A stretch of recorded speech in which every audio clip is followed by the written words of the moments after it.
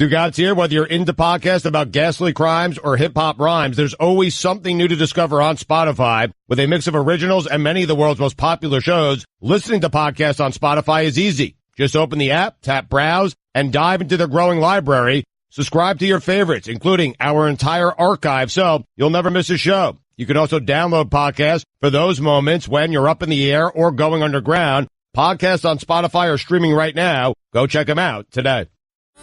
Jody Avirgan here. I'm glad you're enjoying 30 for 30 podcast, part of a special collection of sports audio documentaries from ESPN Films. We're finding the best sports stories for you right now. And to do that, we're behind the wheel of the Mini Countryman, the biggest mini yet. Please proceed to the highlighted route. To find great sports stories, you have to get out into the world and follow your instincts. That's where the Mini Countryman's all-wheel drive comes in handy. With all four, we can chase down a story in the city, the country, and most places in between. Podcast equipment isn't very bulky, but even if we're hauling a lot of gear, there's plenty of cargo space for all your stuff. And if a few of our producers tag along, no problem. The Mini Countryman comfortably seats 5 adults. The Countryman may be big, but it still drives like a Mini thanks to the twin-power turbo engine. No matter what story you're chasing, the Mini Countryman will help you find it. It's available now, and so are 30 for 30 podcasts. Visit miniusa.com/countryman today. This is the Dan Batard Show with the Stugotz podcast. My name is Clinton Yates, filling in here on a Friday. You might know me from The Undefeated. You might know me from ESPN Radio's The Morning Roast with Mina Kimes and Dominique Foxworth. You might have seen my beautiful mug on Around the Horn on ESPN as well. I have but one rule. If you come incorrect in my mentions, I will embarrass you in front of your friends and your family, and I will not apologize. Joining us right now from Very Smart Brothers. Love this guy, Damon Young. Headline, Lavar Ball is the wrong guy with the right ideas. I want to break down this story, Damon, because you talk about a lot of things that I think a lot of folks don't really want to handle about how they feel about Lavar Ball. Mainly, the fact that this dude is a loud talking brother and people don't like being sold things by brothers that they don't think are worthy of, frankly, making money. Your thoughts? Yeah. The piece talked a little bit about just I guess, my experience with people like Lavar Ball. Well, you'll find them. You go to any Major League Football game, you go to any barbershop, you go to any in any space where black people congregate, you will find people like Lavar Ball. And, I went through the whole AAU circuit, played high school and college, so I'm very familiar with dads like him. And, and it's funny because these men, can be so compelling and so engaging, so gregarious that you just are naturally compelled to believe the things that they're saying. But then once you actually step back, it's like, actually, that doesn't actually make any sense. Then you realize that, hey, this doesn't actually make that much sense. But as the piece stated, that doesn't mean that everything he says is wrong.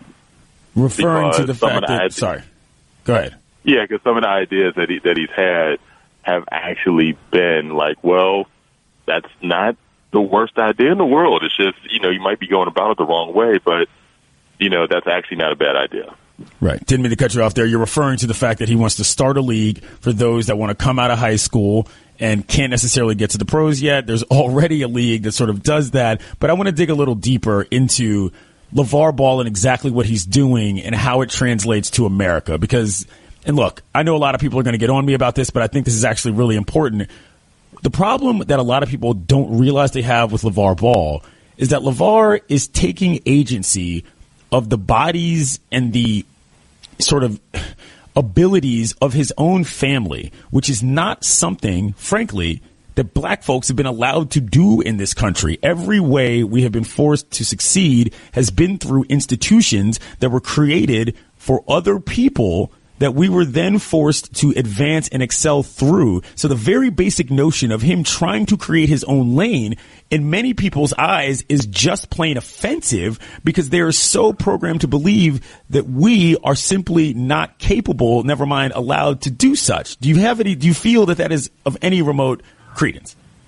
Oh no, I definitely do, and that's why, as you stated, this conversation has a lot of nuance to it, and even I admit to feeling a personal ambivalence where, even though, again, my experience with men like him makes me very skeptical, I'm also rooting for him because of what he is attempting to do and attempting to challenge the power structures that have been in place for decades, and he's attempting to do a lot of the things that, again, we talk about in private conversations and in text conversations and that happy hour, and he's actually going out and actually trying to do it. Like, for instance, with LaMelo, his youngest son, taking him out of school, then homeschooling him, and now he's playing with a professional team in Lithuania. I think, he obviously got a lot of negative pushback for that, but what he's doing isn't really that much different than what affluent parents of tennis prodigies have been doing for decades. Where you remove your son from school, you have them doing like this intense, very pro-level, training, and then by the time they're, 17, 18, 19 years old, they're actually ready to be professionals, even before that sometimes. So, again, and I think that, again, what he's doing does kind of address the hypocrisy with how we consume and how we think about sports. But I also agree that sometimes he does it the wrong way. Damon Young of Very Smart Brothers joins us here. His piece is called Lavar Ball is the Wrong Guy with the Right Ideas. Clinton Yates filling in here on the Dan Le Batard Show with Stugotz. Okay, so there's the on the whole discussion about Lavar Ball, which we've discussed, but there's also the sort of interior question about his very specific decisions. Do you think he made the right decision in electing to try to keep his boys together on a team and going to the team that they did from your basketball experience? Well, I think that, we have to step back a little bit or rewind a little bit back because he was forced to make that decision. Like this doesn't happen if LiAngelo doesn't get suspended from UCLA for whatever happened in China. This doesn't happen if he doesn't practically get banned from his Chino Hills school that his youngest son attends because they were tired of him meddling with the basketball team. So he was basically put in a position where he had to make this decision. And now I don't think, in the bigger picture perspective, I don't think the decision is necessarily a terrible one because, if the NBA is the ultimate goal for the youngest son, LaMelo, I think that playing against professionals in Europe would prepare him better than playing against 16-year-olds in California. So, again, if that's the ultimate goal, I think that actually isn't the worst decision. But, again, we have to look back and see exactly what led to him making this decision. So it wasn't like this amazing foresight that caused him to do this. He was forced to do what he did. What do you think constitutes, if we take the long view of this, what do you think will constitute success, not from LaVar Ball's standpoint, but from what we view, the public, the potential consumers? What do you think we'll see as a potential successful life story for LaVar Ball? Successful. Yeah, I think that if Lonzo and LaMelo have successful NBA careers, then I think that people will look back at everything that's happening right now and look at LaVar Ball favorably. LiAngelo doesn't have the NBA in his future, so that's just not a question. But if the oldest son and the youngest son end up being successful NBA players, and also if Big Baller Brand ends up being a company that actually exists 2 years from now, then I think that he'll be considered a success. I'm not even going to discuss that league because I think that league is never going to happen. But the shoes and his sons, then if those are on point, then yeah, he'll be looked at as a success. He's Damon Young. You can find him at Very Smart Brothers. His piece is called LaVar Ball is the Wrong Guy with the Right Reasons. Thank you, Damon. Oh, thanks for having me. I'm going to say one quick thing about LaVar Ball before the segment ends. For those of you who are trying to imply that he is exploiting his kids, let me explain to you how family businesses work. You build something with what you have to pass down to your children. Because when their physical abilities are no longer capable, they're going to need and want something else. It is not exploitation when you are trying to create something to give to them.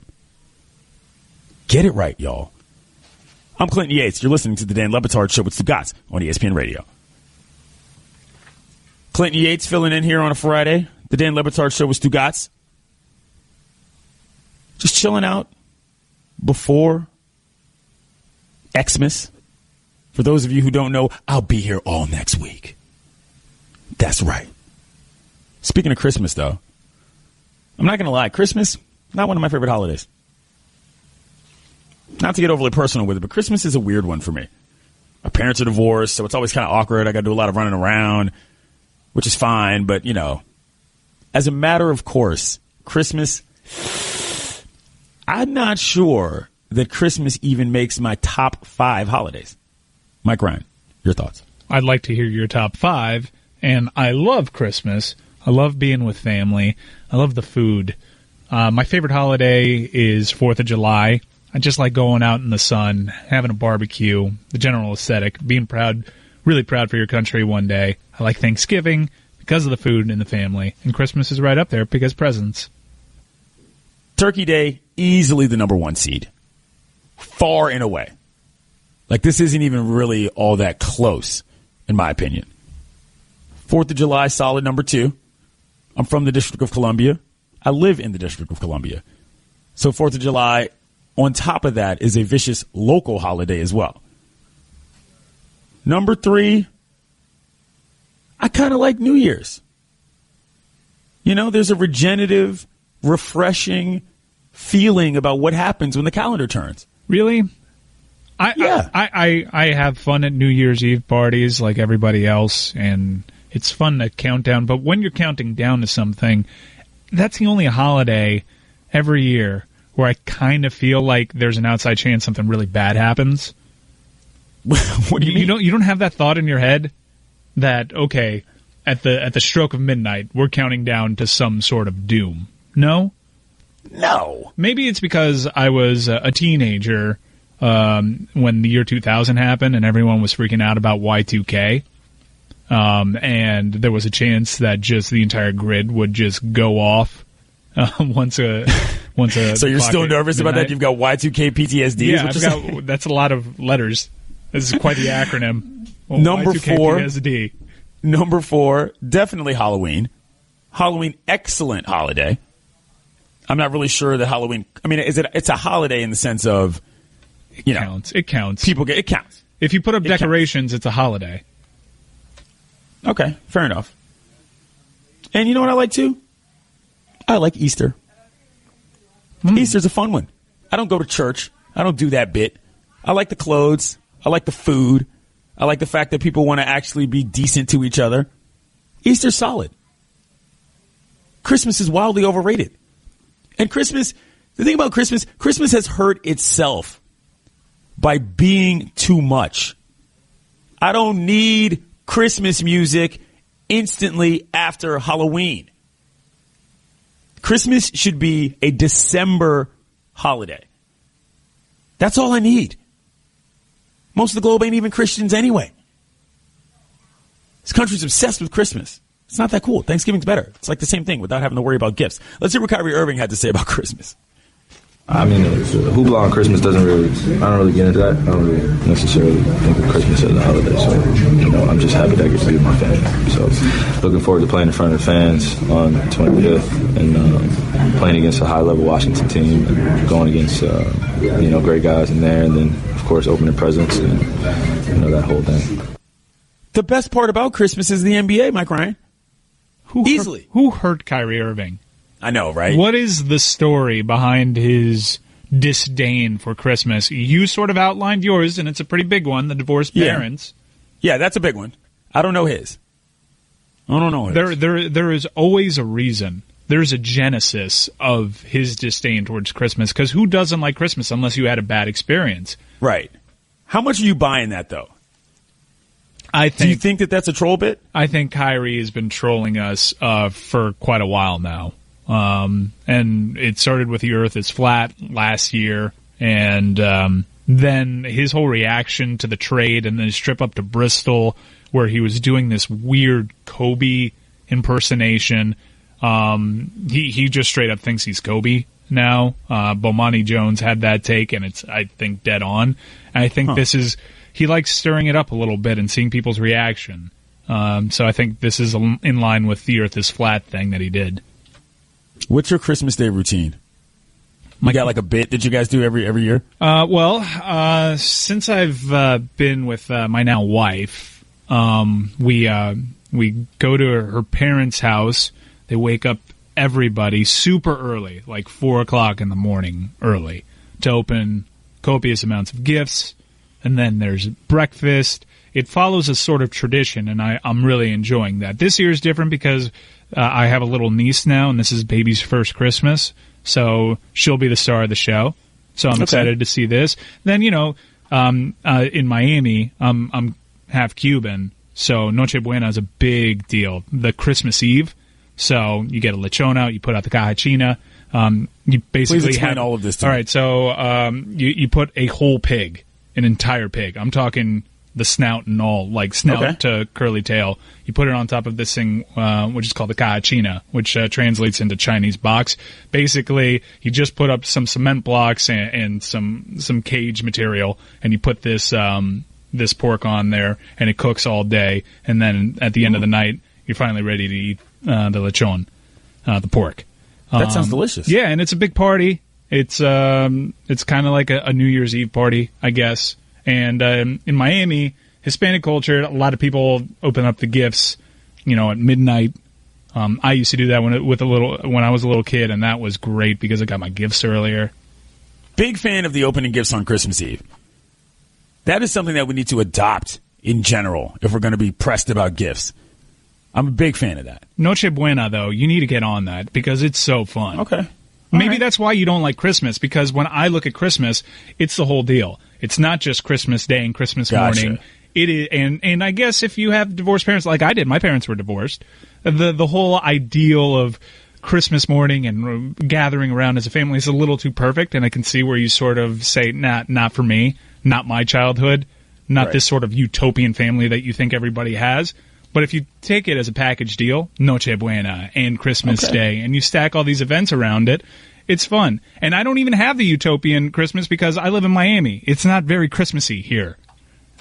Right, because there's no snow. Right. It's a bizarre... That's why Noche Buena means so much, because we're kind of a kooky Christmas market anyways. Gotcha. People are all in my mentions talking about New Year's Eve as amateur hour. New Year's Eve is not about going out, people. I'm not talking about getting blasted and getting in an argument with your girlfriend. That's not what I'm talking about. I'm talking about the actual feeling of the calendar changing. I explained this on Around the Horn for our Advent calendar, and I'm going to tell it to you guys. Here's something you should do every New Year's Eve. Write yourself a letter. Talk about what your year was like. Talk about whether or not you achieved your goals. Talk about who you've become as a person. Think about it. You can longhand it, you can type it, but have a physical copy. When you're done, put that letter away. Seal it up, stick it somewhere where you're not going to lose it. Then next New Year's Eve, write yourself another letter. The same deal. What was your year like? Did you achieve what you wanted to achieve? Was it successful for you as a human being? Seal that letter, put it away. When you're done writing that second letter, open last year's letter and read it. And see if you've actually accomplished anything. And you'll learn something about your progression as a human being. That's why New Year's Eve is dope. It's not about champagne. It's not about the ball dropping. It's not about any of that. It's about a time for renewal. Because everybody wants to be able to feel like they can become a new person if they really give it a shot. I'm Clinton Yates, filling in for Dan Batard, TSPN Radio. Clinton Yates filling in here on a Friday, the Dan Batard Show. Mike Ryan joining me. We'll talk a little NBA coming up on Christmas. The big NBA coming out party, if you will, of the season. Some of y'all don't even like to tune in to basketball until Christmas Day. Yeah, I would hate you for that. Season starts now. Season starts Yeah, now. but you missed a lot this year, Mike. There's been a good season of basketball. Heat are one game over 500. Basically, the season starts now. Season starts now. Your Zardos are kind of struggling too there. I know. The Zardos are having issues. The John Wall situation is getting worse, in my opinion. I don't love what's happening with. Look, that team has major depth issues. What is this John Wall situation that you mentioned? That team is not good enough to play without him at all. He might be more valuable to that team than any other player in the NBA. I'm not saying that Bradley Beal's not a good player. I'm not saying that they can't win a game. It's just the whole entire ethos of the squad takes a massive hit when he's not there. And the length of time he's been out has been an issue. But anyway, I was actually talking about this on Around the Horn the other day. The fact that, there was that whole discussion, Mike, about LeBron and where he's going to be next year and the whole LA story. I love the fact that that's a non-issue right now. I love the fact that we've got a right now league where night by night you've got tremendous matches, you've got storylines galore all over the league, and it's just, I can't think of a time in which top to bottom, frankly, the league was this good. Yeah, it's a lot different than I thought it would be headed into the offseason, where after the Warriors sort of ran through everybody, a total buzzsaw, they almost went undefeated in the playoffs. Right. I thought a lot of teams would just pack this year in and wait till next year when a bunch of people were up. And it's cool to see, Oklahoma City, even though that hasn't necessarily worked out just yet, add their pieces, and Houston doing what they're doing. A lot of teams saying, no, we're going for it. It's amazing. This is a great league right now. The Bucks are fun to watch. The Celtics are kind of okay, doing things, even though they got their main guy out. Celtics fans, don't at me. I don't need that nonsense in the holiday season. It's cool to have a big market like Philadelphia back in the conversation again. I think a lot of people actually think Philadelphia is better than they are. Because I fall victim to this. I always see them covered on SportsCenter, and I always want to tune into their games, and then I check the standings. I'm like, what's happening here? Why aren't they that much better? They're not that good. Philly's a pretty fun team, though. Joe Embiid's tight. But we got to talk about the Rockets, or the Arugulas, as I like to call them. Why? If you want to know why I call them the Arugulas, I do. What do they call arugula in England? Arugula? Rocket. Really? Come on, Mike. Yes, because Stugotz is the name of the plant, yada, yada. I call them the Arugulas. Okay. Okay.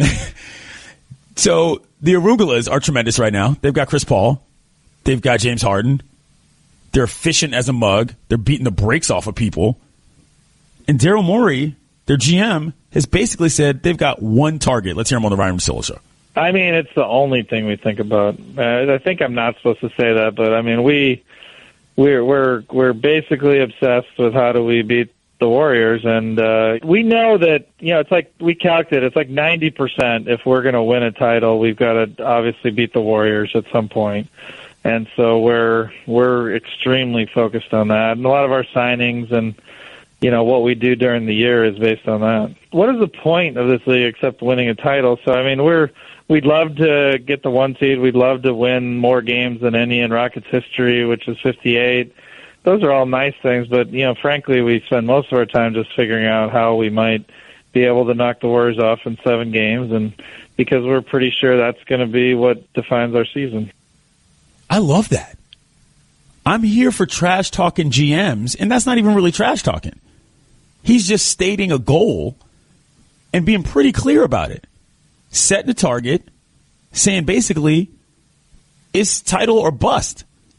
Did anybody go into this season thinking the Rockets were going to be in title or bust mode? I don't think so, Mike. I didn't think anybody thought anybody but the Warriors were in title or bust mode. Maybe Cleveland, because you have to be by the very nature by default of having LeBron. By having LeBron on your team. I thought, like I said earlier, that teams are just going to pack it in and regroup after this year and wait for the Warriors to get 1 year older and figure things out. It is so cool to see these teams going for it. And to have someone like Daryl Morey articulate it and be straight up honest with you is great. And not only is he saying it like that, but I love the way they're going about it, Clinton, which is the Warriors way. We're going to see points galore in that series. I'm ready for it. By the way, I got a text from my homie, Christoph, big listener of your show, specifically when I'm not on it.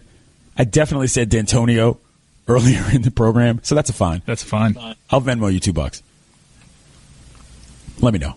I love D'Antoni. I love that D'Antoni sort of built this whole construct in terms of playing style. Now, the Warriors sort of borrowed from the Miami Heat blueprint, and they upped it by bringing in, Durant and teaming him with Steph and Clay and having all these shooters around. It's incredible what they did.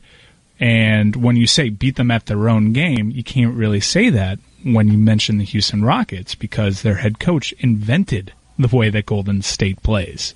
There it is. Are you listening, America? Mike D'Antoni. There you go. Best coach in the NBA. Don't at me. Just look at the team.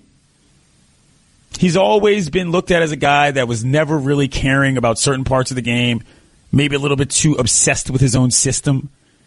It's working right now, y'all. The Arugulas are the most fun team to watch in the NBA for my money. I tune into them every night. I love them. James Harden's looking good. Chris Paul is finally not, in this injury situation. He's actually with a team where I think feels like he's probably been most at home in terms of the role he's supposed to play. I think that's fair, Mike. Yeah, and I don't know if you've noticed the way they stagger the minutes. You tune into a Rockets game, anytime you tune in, either James Harden or Chris Paul are going to be on the floor. Right. That's called man management in the footy world. He's great at that. They might mess around and win the NBA title, Mike. They might. I don't know that I had taken that seriously until I heard Daryl Morey just now. He sounds like a man on a mission. Really? He swayed you just with his words there. A little bit. I mean, the fact that he said, look, we're obsessed with this. I mean, and he was also realistic enough to say, I think it's going to take 7 games. You know what I'm saying? It wasn't like he just came out busting shots, talking about, we're going to bang them. That's not all what he said. He sort of was he was measured enough, I think, to basically say this is literally what we've been planning to do. And it's working out pretty well so far. Arugulas winning the title, declaring it. Put it on the poll. Will the Houston Arugulas win the NBA title? Operative word there, Arugulas. I think they will. I'm saying it right now. Declaration on Friday, December 22nd. I think the Houston Rockets are going to win the NBA title. And I'm going to buy all of you idiots big bags of arugula. Coming up, going to see what's up with these polls. I'm Clinton Yates. It's the Dan Batard Show with Stugotz on ESPN Radio. It's been a fun little show today. Powered through. Been a little under the weather. Want to thank Dominique Foxworth for coming in the first hour. Talked about a little football. Talked about Bristol. Talked about Will Smith. Want to thank Kean Fahey for joining the program. Discussed this NFL football weekend. Want to thank Amin El Hassan for coming on. Talk some hoops. Talk some Star Wars. Also want to thank Damon Young from Very Smart Brothers to come on to talk about Lavar Ball. Y'all are all in my mentions.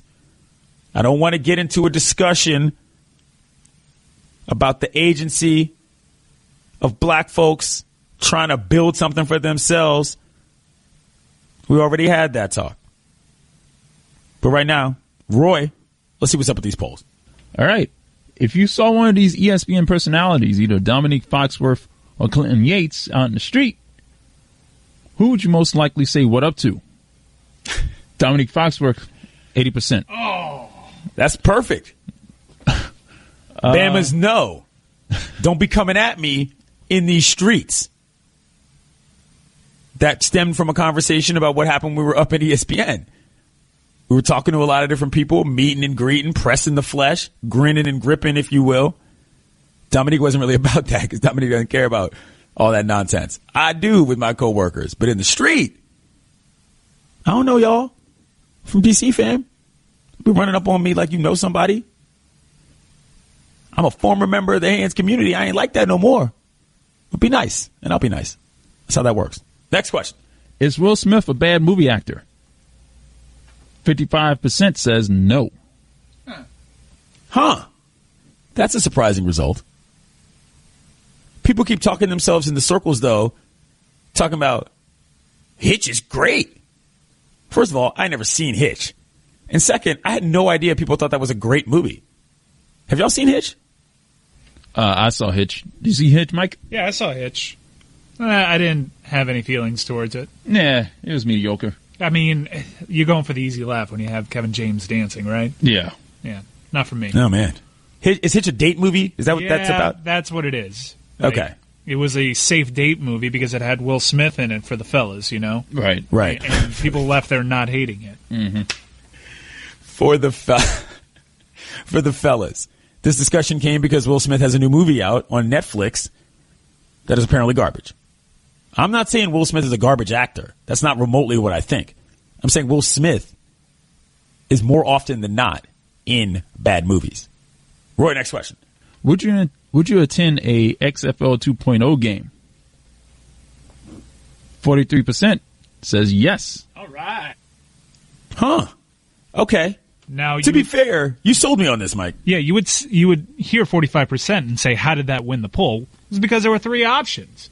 39% were just a flat no, but 18% were maybe so. So they're like you, Clinton. They can possibly be swayed by Johnny Manziel versus Tim Tebow. Oh.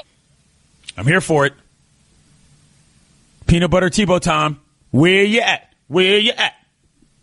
I love Tim Tebow, by the by. Playing football, that is. I need Tim. I don't. Blah. Easy for me to say. I don't need Tim Tebow and his garbage swing standing in the batter's box in Florida. I don't need that at all.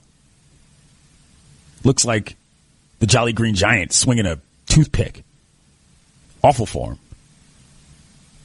Good shot though. Gave it a try. Man, Tebow time on a football field versus Johnny Manziel, player coaches. I would watch the hell out of that. There's one more question, right, Roy? Yes, one more. Finally, will the Houston Irregulars win the NBA title? 60% say no. Ooh. Okay. No faith in the Irregulars. You got to wonder if we'd get a different result if it were merely the Houston Rockets. Perhaps. Perhaps. But alas, this is what I bring to the table. This is the kind of quality entertainment y'all are tuning in for. Turn on your radios across the country and the ESPN app for me to make stupid names for NBA teams. This is who I am. Deal with it. Zardos, the Arugulas. You guys don't have fun nicknames for the Miami squads? Fun nicknames? No. I guess when LeBron and D-Wade and Chris Bosh were here, we started calling them the Heatles. And I still the Heatles, occasionally call them the Heatles. I would hit the wah-wah sound on that. The Heatles? Yeah, but... That was like a thing people said, or that was like a title, if you will? It's a pet name on Twitter. Ah, okay. I like that. Yeah. I mean, with the Florida Panthers, you have Cats, but they don't have any, sort of clever nicknames. No. You have the Finns and the Fish. Yeah. The Fish, I like the Finns better than the Fish, but the Finns... Wait, hold on. The Dolphins are the Finns. Yeah. And the Fish are the Marlins. Yeah. Right. I started calling the Miami Hurricanes the Hurricanes this year. That did not take off. Yeah. I mean, for fairly obvious reasons. You would think it would take off, but it did not. No. Yeah. And I call Jay Cutler Fat Elvis, and that hasn't taken off either. I go with Miami J on that.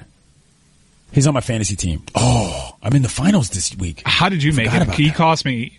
I had Deshaun Watson, and I lost him, and my backup was Jay Cutler, and I missed the playoffs because of the Jay Cutler game against Tampa. He got a concussion, and I got negative points from him. Dagger. That one game where he super blew up is the one game I didn't really play him. Because I was sort of at Stafford, I was sort of going back and forth, kind of throwing in Jay here and there just to sort of justify the fact that I picked him in the draft because I'm stupid and I like Jay Cutler that much. Didn't work out, but I'm in the championship. Do you get the Fat Elvis nickname? Sort of. Well, I mean, he looks like Fat Elvis. He does look like Fat Elvis. And now his career trajectory, he's basically at the Fat Elvis point of his career. Got it. Yeah, I'm not a big Elvis guy. Alas. But he looks like Elvis. He looks like a Fat Elvis. Sense. That makes sense. Good for him. All right, y'all. End of the week. Want to thank y'all for tuning in. Next week, I'll be here Monday through Friday, which means all Kwanzaa all the time. Get your principles together. Get your libations ready to pour because you're going to need them. I'm Clinton Yates.